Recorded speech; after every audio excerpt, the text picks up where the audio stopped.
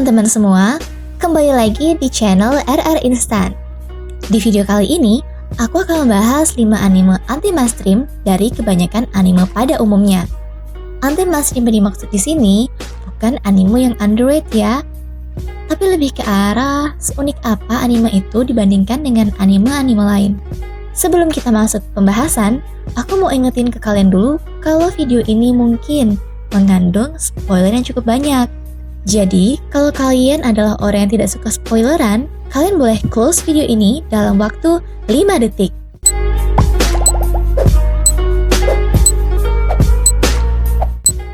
Udah? Dan aku juga pengen ingetin ke kalian semua untuk jangan lupa tekan tombol like dan share ke teman-teman kalian, supaya yang nggak tahu video ini jadi tahu pembahasan kita kali ini, serta subscribe channel ini bagi kalian yang baru mampir ke sini. Karena subscribe itu gratis dan halal tentunya. Oke, udah. Langsung aja kita masuk ke anime yang kelima. 5. Dr. Stone. Anime ini sangat aku rekomendasiin ke kalian yang suka banget dengan sains. Karena anime ini bercerita tentang anak SMA yang jenius banget yang suka dengan segala macam ilmu pengetahuan. Senku adalah nama anak SMA itu. Dia dihadapkan oleh situasi yang menjadikan seluruh makhluk di bumi menjadi batu. Sebagai karakter utama, tentu Senku lah yang pertama kali berhasil lolos dari fenomena aneh itu. Yang paling buat mind-blowingnya lagi, si Senku ini berhasil lolos setelah time skip sekitar 3.700 tahun lamanya. Dan dia menghitung waktu tersebut tanpa bantuan kalender atau alat penghitung waktu lainnya. Dan yang menjadi tujuan Senku sekaligus konflik yang terjadi dalam anime ini adalah keinginan dia untuk mengembalikan manusia menjadi normal kembali, serta membangun peradabannya seperti sebelum fenomena pembatuan terjadi. Dengan berbekal otak jenius dan ilmu pengetahuan, apakah Senku bisa melakukan itu? Dr. Stone ini rilis tahun 2019 cuy, dan bakal dapet sequelnya di tahun 2021 nanti. 4. Akame ga Kill. Aku nggak akan banyak bicara tentang anime ini, karena jujur, setiap kata-kata yang bakal aku sampaikan mengandung spoiler. Sedikit bocoran aja, anime ini bergenre dark fantasy action yang sangat-sangat plot twist. Di awal, kalian akan bingung, siapa sebenarnya yang memainkan role protagonis dan siapa sih antagonisnya? Dari segi cerita, Akame ga Kill bukan anime yang terlalu berat untuk kalian tonton. Tapi juga nggak melulu santai yang bisa kalian sambil nontonnya dengan kegiatan lain. Anime ini rilis tahun 2014 dan punya 24 episode. Belum terlalu lama dan wajib ditonton nih.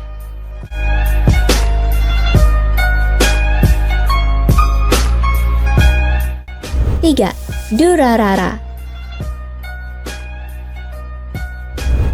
Durarara adalah anime tahun 2010 yang bergenre utama misteri dan supernatural. Anime ini memiliki 4 season dan pada season pertamanya mempunyai 26 episode. Sedangkan untuk season 2 sampai season 4 mempunyai 12 episode. Dari segi cerita, anime ini sangat kompleks. Saking kompleksnya, di setiap adegan akan ada sudut pandang yang berbeda-beda. Misalnya, ada adegan X yang terjadi pada siang hari, dan yang menjadi sudut pandang pertamanya adalah si A. Kemudian, menyebabkan suatu peristiwa yang cukup besar dampaknya. Setelah itu, mungkin di menit berikutnya ataupun di episode selanjutnya, kita akan diperlihatkan kembali kejadian Y yang rentan waktunya sama dengan kejadian X tersebut. Dan yang menjadi sudut pandangnya adalah si B. Dan ternyata kejadian X dan Y mempunyai benang merah.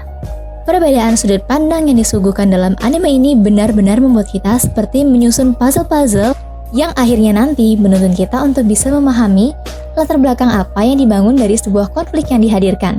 Itulah yang membuatku merasa bahwa anime ini sangat berbeda dari anime lainnya. Jujur, kalian akan lebih paham ketika langsung menonton anime ini. Kalian harus benar-benar menonton anime ini dengan serius jika memang ingin tahu apa sih konfliknya atau seperti siapa orang jahatnya. Karena anime ini banyak banget pemerannya yang sampai sekarang pun aku cuma bisa ingat 4 karakter doang. Salah satunya adalah pemeran utamanya yang bernama Ryugamine Mikado. Anime ini anti mainstream banget deh, asli.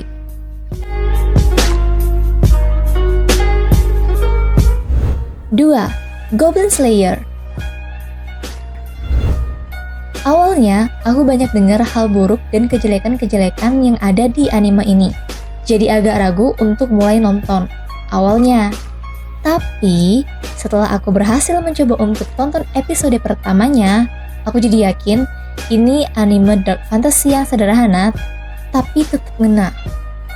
Sesuai dengan judul animenya, Goblin Slayer bercerita tentang seorang petualang yang hanya menyerang dan memusnahkan goblin. Gak pernah monster lain, cuma goblin. Karakter utamanya pun digambarkan sebagai pria yang misterius yang jangankan wajahnya, bahkan namanya, dari episode pertama sampai terakhir pun tidak dikasih tahu. Karakter lain cuma manggil dia dengan nama pekerjaannya, yaitu Goblin Slayer, dengan tambahan ala-ala anime pada umumnya seperti San, Kun, dan sama. Gak kayak anime action pada umumnya yang mempunyai MC yang overpower, atau paling kuat lah di antara karakter dalam anime itu. MC Goblin Slayer ini hanya punya kekuatan fisik saja, tanpa dibekali kekuatan sihir ataupun kemampuan pedang bak pendekar. Strategi dan pengalamannya lah yang membawa dia menjadi pembasmi goblin yang melegenda. Widih, bantu banget kan tuh? Anime ini rilis tahun 2018 dan mempunyai 12 episode, 1 episode spesial, dan 1 movie yang baru rilis di bulan Februari kemarin. Wajib banget nih buat masuk watchlist kalian.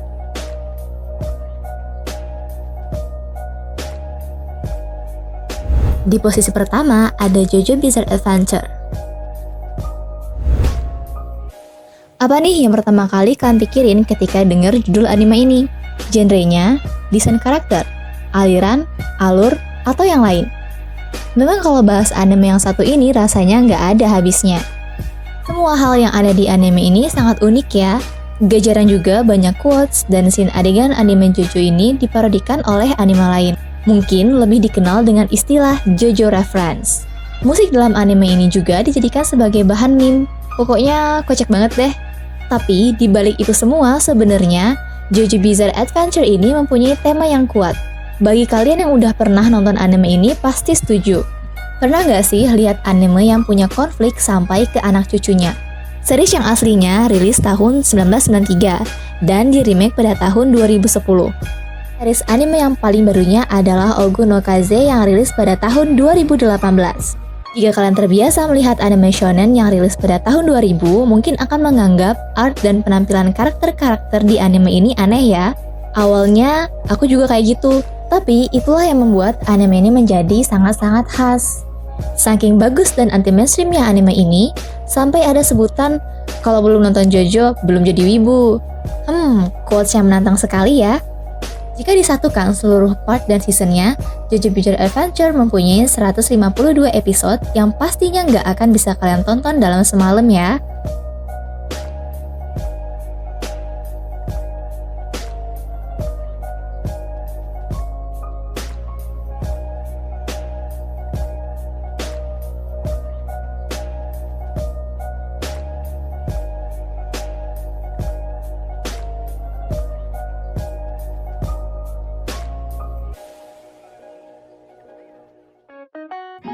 Oke teman-teman, sekian aja rekomendasi anime anti-mainstream yang bisa aku kasih ke kalian.